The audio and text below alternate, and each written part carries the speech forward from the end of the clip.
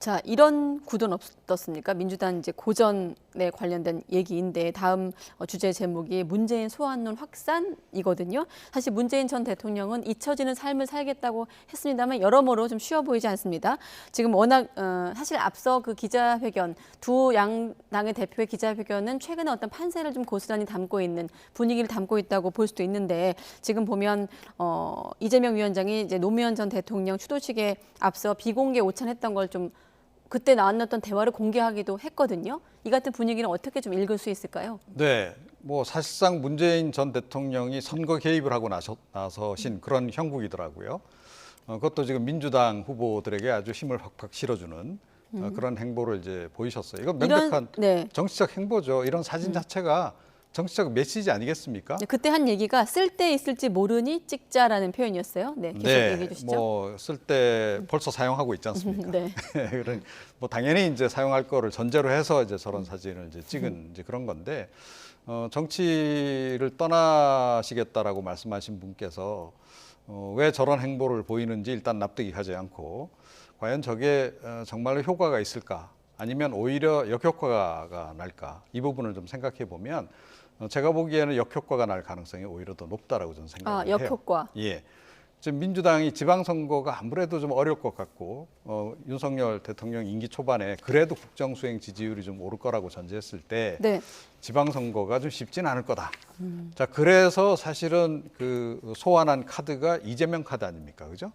자, 그런데 결과적으로 지금 어떤가요? 이재명 카드 별로 효과가 없는 것으로 지금 확인이 되고 있어요. 네. 오히려 역효과만 좀 유발이 돼서 인천에서조차도 지금 그 민심이 요동치고 있는 그런 국면인데 여기에 문재인 전 대통령까지 소환한다?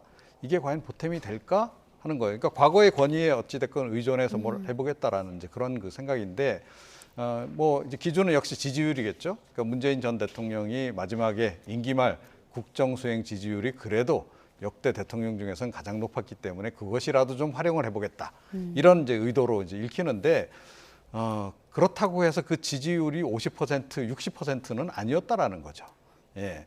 어떻게 보면 문재인 전 대통령이 대통령 될 때 지금 획득했던 그 정도 득표率그리고 사실은 이재명 후보가 지난 대선 때 확보했던 득표율보다도 오히려 낮은 그런 수준이었다라는 거예요. 그러면 이렇게 해서 그 문재인 전 대통령까지 활용했다라고 전제할 때 과연 중도층이 오겠느냐.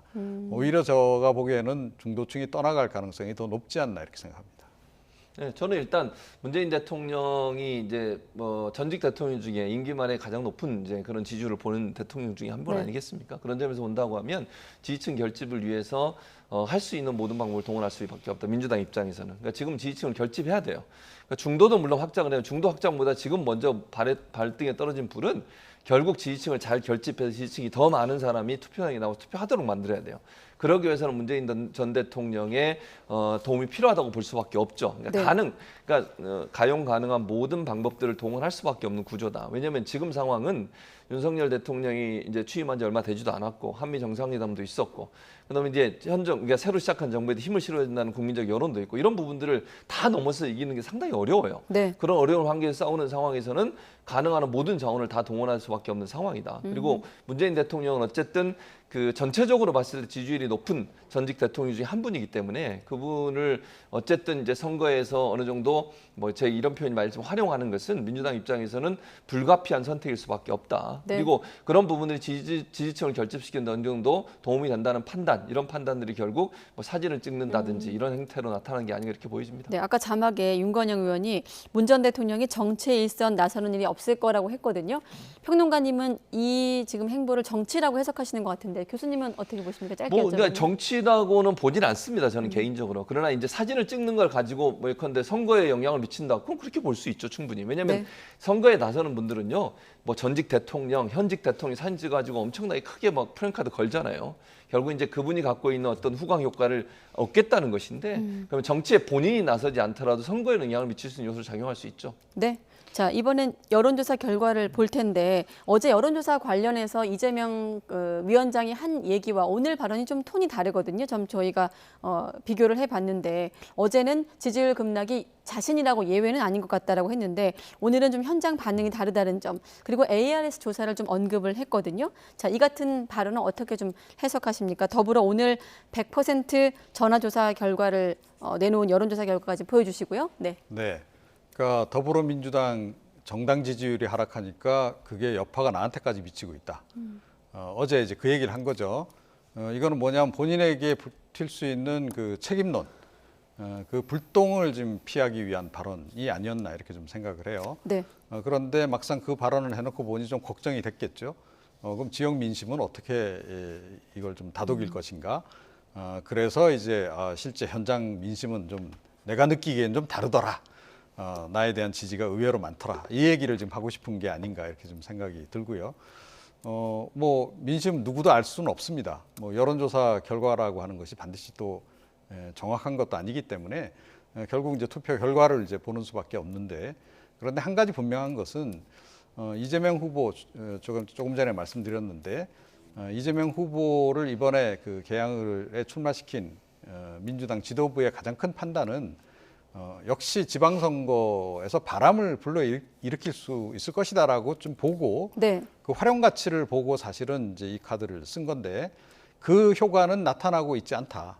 그거 하나는 명백하다 이렇게 좀 생각을 합니다. 네, 자 오늘 나온 여론조사 결과 제가 좀 한꺼번에 앞서 언급했습니다만 초박빙 결과가 나왔는데 지금 이 조사 같은 결과가 100% 전화조사 결과이기 때문에 좀 이재명 위원장이 언급한 것이 좀 머쓱해질 수도 있는 대목이거든요. 어떻게 보십니까, 교수님? 그러니까 이제 전화조사 같은 경우에는 이런 거죠. ARS 같은 경우에는 직접 전화하는 것보다 그 응답률이 낮아요. 왜냐하면 이제 끊어버리는 경우들이 많기 때문에. 우리가 대선 국면에 많이 얘기했었죠. 그랬었죠. 예. 그래서 이제 직접 그 전화 면접보다는 ARS 조사가 표집이 상당히 좀 그 공정하게 이루어지지 않을 수 있는 위험성은 충분히 있죠. 그리고 응답률이 낮기 때문에 정확도가 떨어질 수 있다는 비판을 할 수 있다고 봅니다. 다만 그럼에도 불구하고 저는 이런 조사 결과들은 상당히 긴장을 해야 되는 상황인 건 분명해요.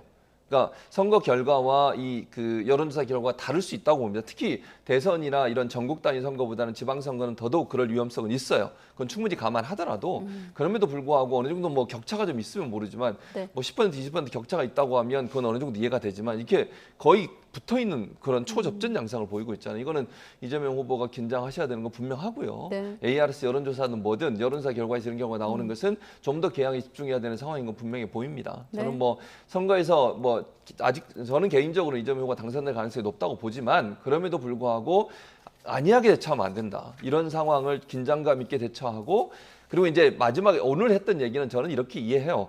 그러니까 지지자들이 혹시나 포기해버리고 투표 안 나올 수도 있다는 위험성이 있는 것을 좀 경계하는 발언이라고 생각을 합니다. 이재명 후보 입장에서는 지지자들이 끝까지 나와서 지지를 해줘야만 이기는 것이지 뭐 이럴 수도 있잖아요. 예를 들면 이재명 후보니까 뭐 이기겠지 하고 아예 투표를 안 한다거나 이런 경우가 있을 수 있기 때문에 그런 경우가 상당히 위험한 상황에 빠질 수 있는 그런 위험성도 있기 때문에 그런 부분들을 네. 독려하기 위한 발언이 아닌가 이렇게 생각합니다. 그리고 정확히는 100% 전화 면접 조사겠죠. 100% 전화 조사가 아니라 면접을 덧붙이겠습니다.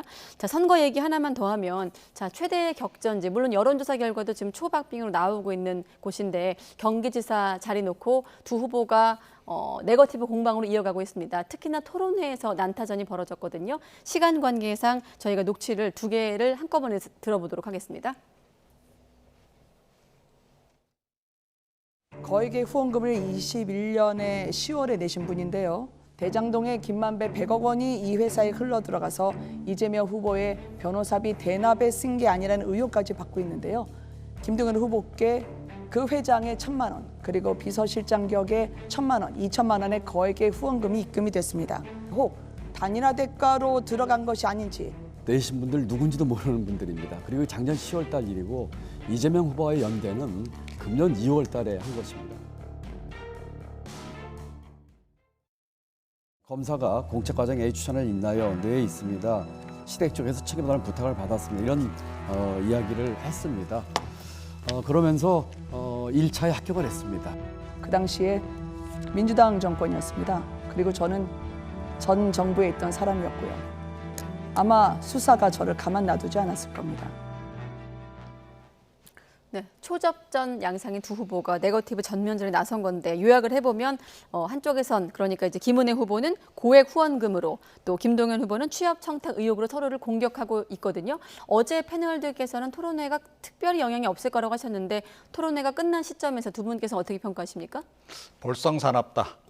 라고 말씀드리지 않을 수 없어요. 그러니까 지난 대선도 막판까지 사실은 이 네거티브전이 좀 극에 달했었지 않습니까? 그래서 국론이 완전히 분열이 됐던 그런 바가 좀 있고 네. 또 어떻게 보면 이제 우리가 해결해야 될 과제가 하나 새로 생긴 그런 그 상황이 돼버렸는데 다른 지역에서도 물론 이런 현상이 없진 않으나 경기지사 선거가 지금 그야말로 대선의 연장전으로 지금 흘러가고 있다. 혼탁하다 이렇게 예, 보시는 거군요. 그런데다가 이 후보자들 스스로도 지난 대선을 보면서 좀 깨달은 게 없으신지 잘 모르겠어요. 그러니까 네거티브전이라고 하는 게 과거만큼 일단 영향을 미치질 않습니다.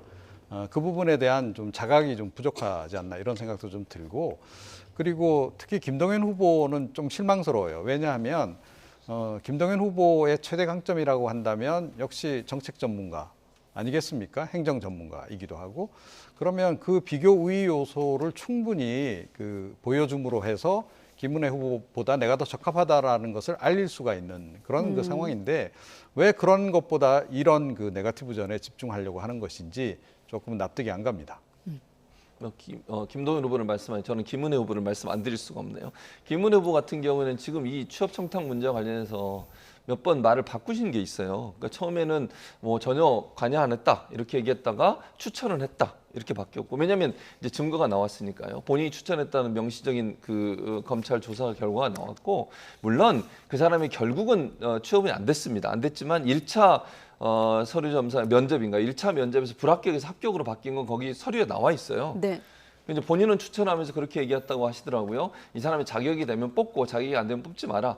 전무가 인사 담당자에 그렇게 얘기를 했으면 인사 담당자가 그걸 어떻게 받아들였을까요? 저는 잘 모르겠습니다. 그게 어떤 의미로 받아들여졌을지. 본인은 그렇게 얘기할 수 있죠. 다만 인사 담당자 입장에서 전무라는 분이 오셔가지고 내가 이분 추천하는데 능력 있으면 뽑고 능력 없으면 뽑지 마라. 어떻게 들릴지는 모르겠습니다. 이제 그런 부분들에서 처음부터 명확하게 그러면 시댁에 아는 분이고 이분이 부탁을 해서 내가 추천을 했는데 결국은 합격은 안 됐다. 중간에 근데 불합격에서 합격으로 바뀐 것도 의아스럽잖아요. 그런 부분들이. 네. 이런 부분들은 사실은 본인이 이제 물론 개입했냐 안 했냐 문제지만 거짓말 논란도 될 수 있어요.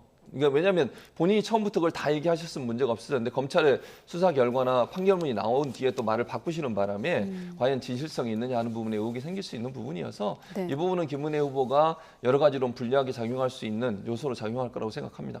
네.